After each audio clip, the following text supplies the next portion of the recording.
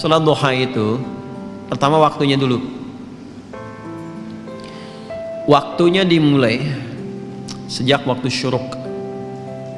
Syuruk itu awal duha. Ingat ya? Perjalanan matahari yang bergerak dari mulai terbit, fajar terbit, sampai berada di posisi tempat terbitnya, sampai nanti bergeser lagi, sekira bayangan itu 1 tombak kurang lebih. Kalau kita nanam tombak, ya sampai kokoh ada matahari, bayangannya sudah 1 tombak gitu ya, sama dengan itu gitu. Nah, kan nanti bisa jadi memanjang, bisa jadi mengecil kan. Nah itu waktunya syuruk namanya. Pergerakan matahari disebut isyraq. Berada di porosnya disebut masyrik namanya. Bayangan yang 1 tombak ini itu sudah masuk waktu syuruk. Syuruk itu awal duha. Jelas? Awal duha. Di awal duha ini ada kemuliaan. Hadisnya sahih. Sahih sekali. Di At-Tirmidzi hadisnya. Qala Rasulullah sallallahu alaihi wasallam, Rasulullah SAW bersabda, kama qala, man shallal ghadata fil jama'ati. Di redaksi lain fil masjid. Siapa yang menunaikan salat subuh dengan berjamaah. Di hadis lain di masjid. Jadi ada 2 diksi di sini, 2 redaksi. 1 ditunaikan berjamaah, yang kedua di masjid. Saya mengambil jalan tengahnya saja. Yang prioritas itu yang dimaksud masjid. Salat di masjid. Tapi kalau ada uzur tidak memungkinkan ke masjid, nah ini biasanya sih uzur yang dimaknai di sini ada yang lekat dengan perempuan yang tidak memungkinkan ke masjid karena alasan-alasan yang ditoleransi oleh syariat. Dan itu nanti banyak riwayat menyebutkan statusnya sama dengan salat yang ditunaikan laki-laki di masjid. Jadi ibu jangan berkecil hati, karena memang hati sudah kecil gitu. Kalau besar kan repot tuh, nggak bisa ketampung. Jadi kalau misalnya suami laki-laki ke masjid dan perempuan tidak memungkinkan karena alasan yang ma'dzur syar'an, ya ditoleransi oleh syariat, itu tunaikan di rumah dan nilainya sama dengan laki-laki yang ke masjid. Nah, kalau ingin dapat awal duhanya syuruknya, maka tunaikan berjamaah di rumahnya. Ya, misal dengan asisten rumah tangga atau ada anak yang nggak ke masjid, misalnya yang perempuan, sama-sama lakukan di rumah. Nanti ada 3 keadaan perempuan yang tidak memungkinkan untuk ke masjid boleh di rumah. Nah, baik. Sebelum 3 keadaan itu saya sebutkan, saya balik dulu supaya tidak terlampau melompat. Man shalal ghadata fil jama'ati aw fil masjid. Siapa yang menunaikan salat subuh berjamaah atau di masjid, kemudian thumma yaq'udu yadhkurullaha. Lalu dia tidak langsung beranjak, berzikir dulu. Duduk zikir. Saya telah terangkan di satu kesempatan di malam tadi kan, zikir itu banyak, bisa berdoa, bisa kalimat thayyibah, bisa baca Al-Quran, bisa taklim, itu bagian dari zikir. Taklim, kalau ada muhadarah, orang Arab bilangnya muhadarah, kalau kita taklim, itu paling singkat, paling gampang. Dapat sholat syuruk tuh paling enak tuh itu. Kalau Sabtu Ahad kan ada kajian subuh kan, enak kan tuh duduknya. Itu kajian itu termasuk dari zikir yang mengingatkan kita dengan Allah. Itu dalilnya di Quran surah 3 Ali Imran di ayat 190-191 itu. Inna fi khalqis samawati wal ardi wa ikhtilafil laili wan nahari la ayatin liulil albab. Siapa ulul albab itu? Alladzina yadhkurunallaha qiyaman wa qu'udan wa 'ala junubihim wa yatafakkaruna fi khalqis samawati wal ardi. Nah, tafakkur itu masuk dalam kajian, konteks kajian. Itu sedang berzikir kepada Allah Subhanahu wa taala.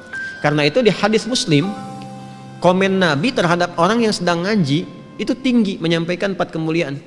Ya, majtama'a qaumun fi baitin min buyutillahi. Enggak pernah ada orang kumpul di salah satu rumah Allah. Kemudian kumpulnya itu spesifik. Yatluna kitaballahi wa yatadarasunahu fima bainahum. Mereka ngaji di situ. Ngaji, mempelajari ayat, mendiskusikannya. Illa kecuali orang-orang itu sedang disebutkan oleh Nabi mendapatkan 4 kemuliaan. Ghasyiyatuhum rahmah, dinaungi oleh rahmat Allah Subhanahu wa taala. Nazalat alaihimus sakinah, diberikan sakinah, ketentaman pada jiwa. Ya, kemudian wa haffathumul malaikah, dinaungi oleh malaikat, malaikat banyak berkumpul. Kemudian wa dzakarahumullahu fiman indah. Nah, ini dia kalimatnya. Wa dzakarahumullahu fiman indah. Disanjung-sanjung oleh Allah orang-orang ini, ya kan? Sanjung-sanjung oleh Allah di sekitaran makhluk yang ada di dekat arsy. Disebut-sebut namanya. Ya, itu hambaku fulan. Kita disebut-sebut tuh. Kita nih, Masya Allah, datang jauh-jauh dari Jakarta, sebutin tuh sampai selesai. Ya, Masya Allah, itu disanjung tuh. Makanya Nabi itu mensupport kita untuk menghidupkan halaqah zikir. Nah, zikir itu salah satunya ada yang memahami dengan ilmu, majlis-majlis ilmu, majalis ilmi.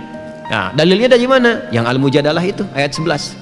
Ya, ya ayyuhalladzina amanu idza qila lakum tafassahu fil majalisi fafsahu yafsahillahu lakum wa idza qila inshuzu fanshuzu yarfa'illahu alladzina amanu minkum walladzina utul ilma darajat. Paham ya? Nah, itu gambarannya. Nah, kemudian dia nggak langsung beranjak. Jadi setelah sholat 2 rakaat subuh, ya kan? Nggak langsung pulang, duduk dulu. Ada yang ngaji, ada yang ikut taklim, ada yang tilawah, ada yang ulang hafalan. Ya, sampai tiba bidayatul duha, awal duha. Awal duha itu disebut dengan syuruk itu. Ya, hatta bidayatul duha, sampai tiba awal duha. Ya, fa yusalli raka'ataini. Kemudian dia sholat 2 rakaat di awal duha itu.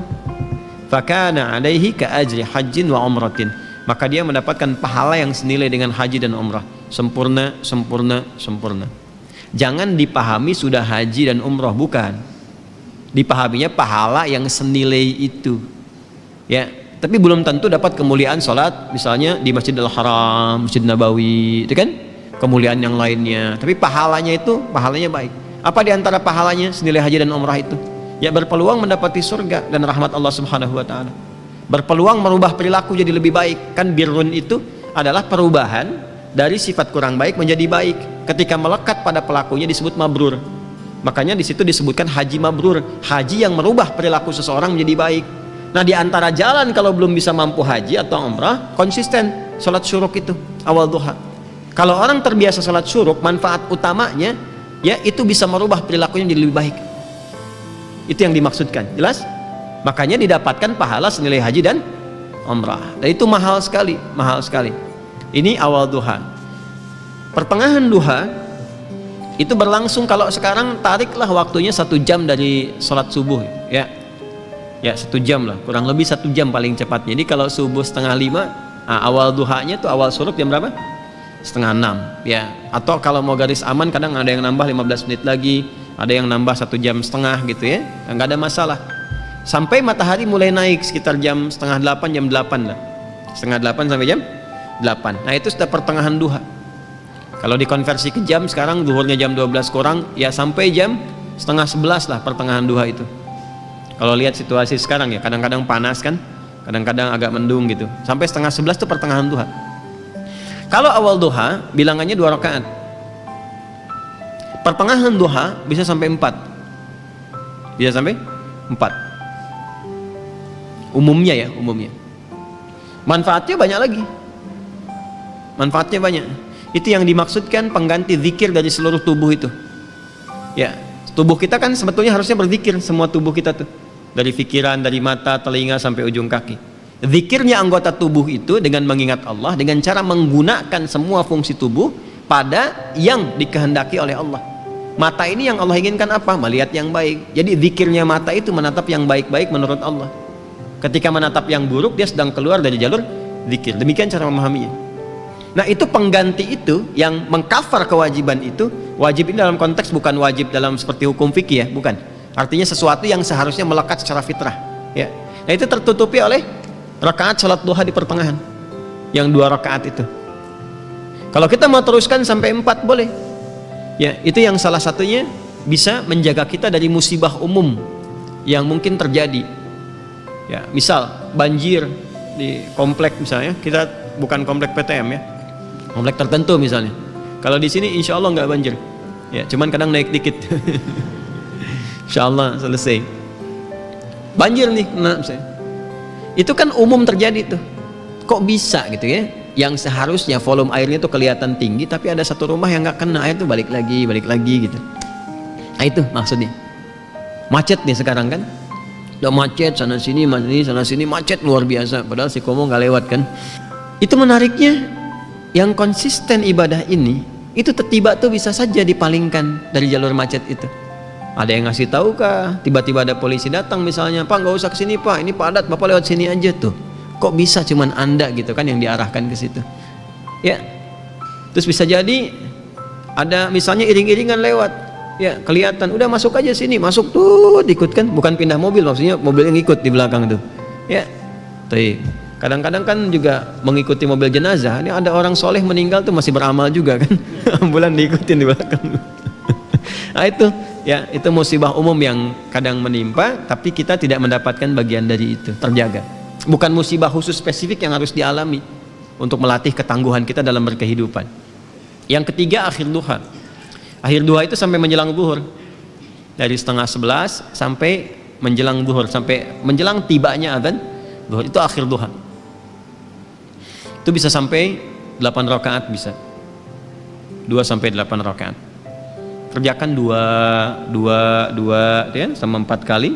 Seperti taraweh yang 11 rakaat itu kan 8 rakaatnya, ada yang 2 deh, boleh. Mau 4 juga bisa. Tunaikan itu. Di antara fadilahnya bisa memudahkan limpahan rizki. Ya, tapi bukan narik kemudahan rizki sebagai motif atau modus untuk sholat duha. Kalau itu biasanya walaupun dapat, berkahnya kurang gitu. Ujung-ujungnya nanti masalah aja. Ya, biasanya suka begitu. Kalau saya sarankannya nggak usah mikir apa-apa, pokoknya kerjakan lillah aja. Nanti biarkan Allah yang menggerakkan segalanya. Paham ya? Baik. Boleh nggak dikerjakan berjamaah sholat duha?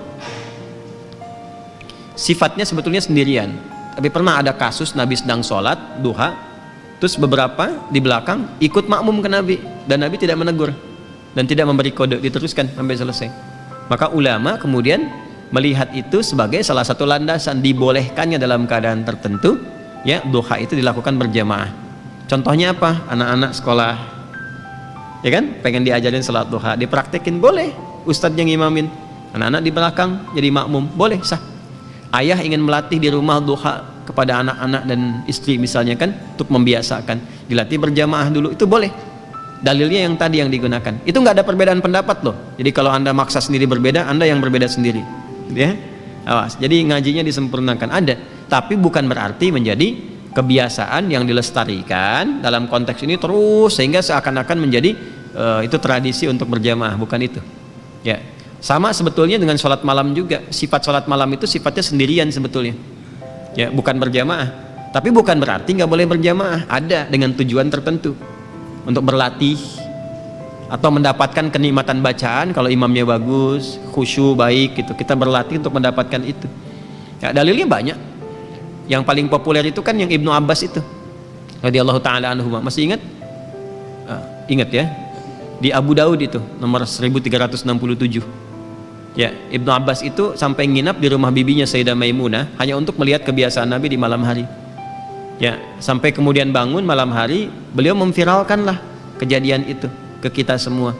Jadi kejadian baik itu boleh diviralkan. Ya, kejadian baik boleh diviralkan. Tapi kalau musibah ditolong, bukan diviralin.